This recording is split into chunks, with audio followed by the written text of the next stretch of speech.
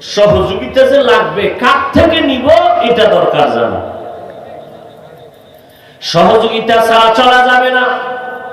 সহযোগিতা কার থেকে নিব, এমন একজন থেকে নিতে হবে যার মধ্যে তিনটা দুর্বলতা নাই।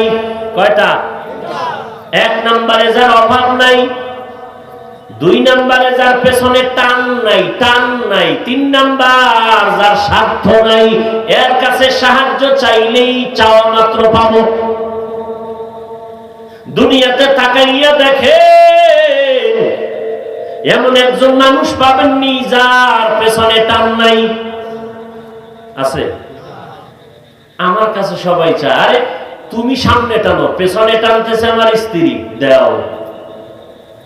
কি দাও? ছেলে কয় দাও, মেয়ে কয় দাও, বাবায় কয় দাও, মায় কয় দাও, ভাই কয় দাও। তাহলে আমার পিছনে টান আর টান,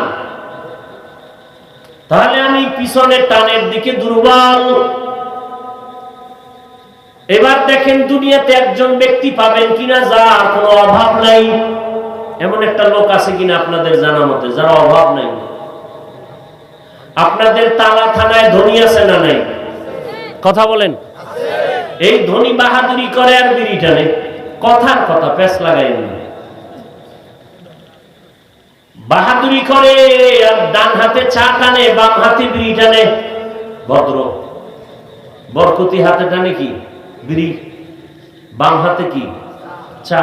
কারণ এটা বাথরুমে ব্যবহার, তো চায়ের ফ্লেভারের সাথে মিলে যায়, আলাদা একটা ফ্লেভার পায় তো বাম হাতে, এজন্য বাম হাতে ভালো টানিস, বিড়িটা নিছে ডান হাতে, বরকত।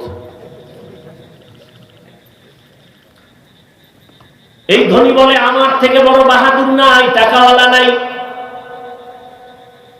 সাতক্ষীরা জেলায় এর থেকে বড় ধনী, হে পাওয়ার আরো বেশি, সে গাঞ্জাও টানে।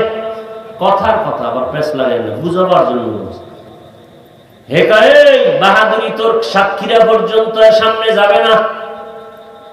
সাতক্ষীরার বাহাদুরি আমার, আমার অনেক টাকা, অনেক বাড়ি।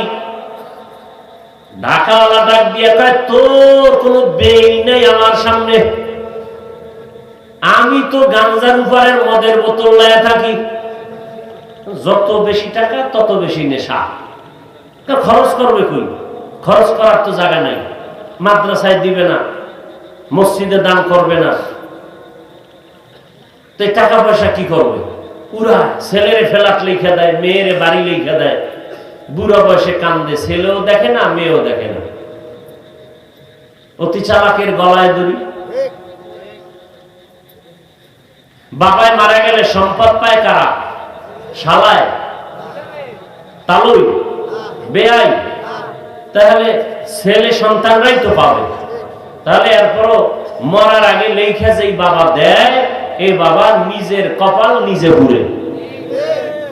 আল্লাহর বিধানের বেশি চালাকি করছে তো, রসুলের আদর্শের বাইরে গিয়ে জন্য কপাল ঘুরে গেছে। আবেগ দেখায়, আবেগ। শেষ পর্যন্ত ওই ছেলেই বাবারে ছুরি লইয়া দাঁড়ায়। আল্লাহ,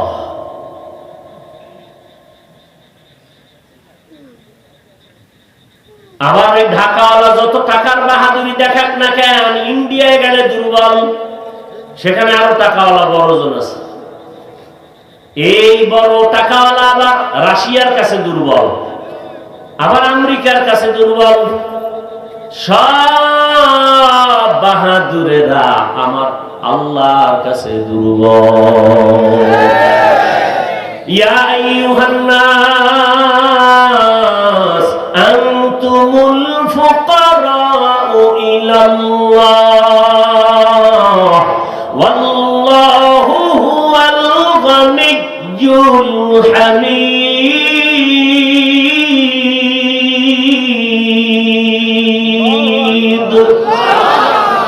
তাওয়াক্কুল মিকুনি হর সুবহ শাম মেরা সানাদ রিজক তু আজলামকা।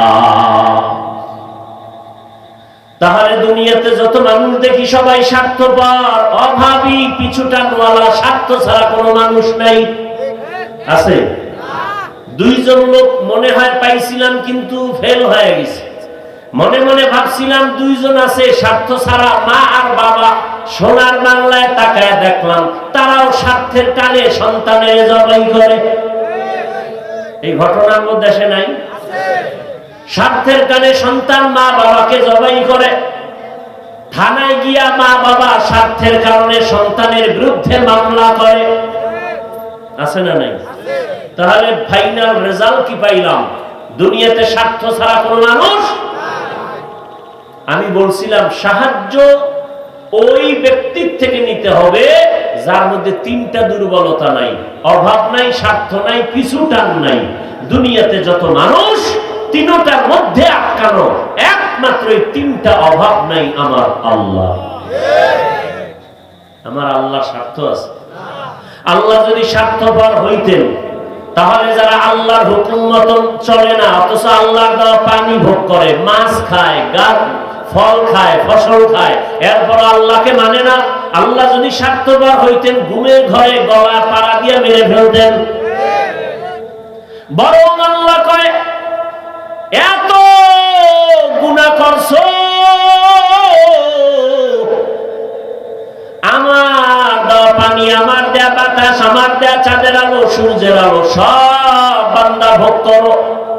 এরপরেও যারা নামাজ পড়ো না, রোজা রাখো না, পর্দা করো না, হালাল ভাবে চলো না, আমি আল্লাহ রাগ করি নাই, বরং মুয়াজ্জিনের লাগাইয়া দিছি, ওরে আমার দরবারে তওবার জন্য ডাক দে, তওবার পথে ডাক দাও। মসজিদে আইসা হাজিরা দিতে বলো ফজরের সময়। যদি আইসা সেজদায় পড়ে, আমি আল্লাহর পেছনের গুনাহ মাফ করে দিব। কিন্তু ডাকছে মুয়াজ্জিন সালাতু খায়রুম মিনান নাওম, ঘুমের চেয়ে নামাজ ভালো, আর তুমি ঘুমাইও না, ঠিকমতো পড়িলে নামাজ জান্নাত তোমার ঠিকানা। পশু পাখি কীট পতঙ্গ কেউ ঘুমিয়ে রইল না, মানুষ হয়ে ঘুমিয়ে থাকা ঠিক তোমাদের হবে না। আহাতে মন কঠিন দিনেতে আল্লাহ কিন্তু ছাড়বে না, ঠিক মতো পড়িলে নামাজ জান্নাত তোমার ঠিকানা। আমার প্রাণের ভাই বোনেরা জলদি করে উঠে যাও, ওযু করে তাড়াতাড়ি নামাজ পড়তে লেগে যাও। আহা নবী বেনামাজির শাফাআত করিবেন না, ঠিক মতো পড়িলে নামাজ জান্নাত তোমার ঠিকানা। ফজরে আল্লাহ ডাকছে মুয়াজ্জিনের মাধ্যমে, যায় নাই। আল্লাহকে আমি রাগ করি নাই, আমি আবার তোরে জোহরের সময় ডাক দেওয়ার ব্যবস্থা করাইলাম। জোহরে হাজিরায় যাও নাই, আমি আল্লাহ রাগ করি নাই, আসরে ডাকের ব্যবস্থা করলাম। আসরের হাজিরায় মসজিদে যাও নাই, আমি আল্লাহ রাগ না করে মাগরিবে ডাকার ব্যবস্থা করলাম। মাগরিবের হাজিরায় যাও নাই, আমি আল্লাহ পাক রাগ না করে আবার এশার নামাজে ডাকার ব্যবস্থা করলাম। এশার নামাজেও যাও নাই। এইবার আমি আল্লাহ তোর উপরে রাগ না, বরং আমি আল্লাহ এখন আমি নিজে রেডি হয়ে গেছি তোকে ডাকার জন্য। রাতের গভীরে প্রথম আসমানে হাজির। অতি গভীর হয় রজনী যখন, নীরবে প্রভুর নাম জপিও তখন। প্রভুর করুণা যদি পাইবারে চাও, গভীর রাতে উঠে প্রভুর গুণগান গাও। আপনারা জানেননি এই কথাটা, না আজকে নতুন শুনলেন? কি আল্লাহ আসেন প্রথম আসমানে? কোন দিন? শুক্রবার। প্রতিদিন আসরের টাইমে? কোন টাইমে? রাতের শেষ অংশে। কেন আসেন? বান্দার থেকে কিছু নিতে, না বান্দাকে দিতে? আপনাদের কিছু লাগে না? তাহলে সারা রাত নাক টেনে ঘুমান কেন? যাদের লাগে তারা তো ঘুমায় না, তারা তো যায় নামাজ বিছায়, আল্লাহকে চায়, আল্লাহর কাছে কাঁদে আর চায়, ও আল্লাহ একটা নেককার সন্তান আমাকে দাও, ও আল্লাহ ব্যবসায় বরকত দাও, কামাই রুজিতে বরকত দাও। আল্লাহ তাদের দিতেই থাকেন। কত আল্লাহর বান্দা আছে কোটি কোটি টাকার মালিক, একটা বড় মাদ্রাসা নাই যেখানে তার লক্ষ লক্ষ টাকা দান করে না। ভাইরা আমার, তাহলে আমার আল্লাহ বলেন দুনিয়ার মানুষ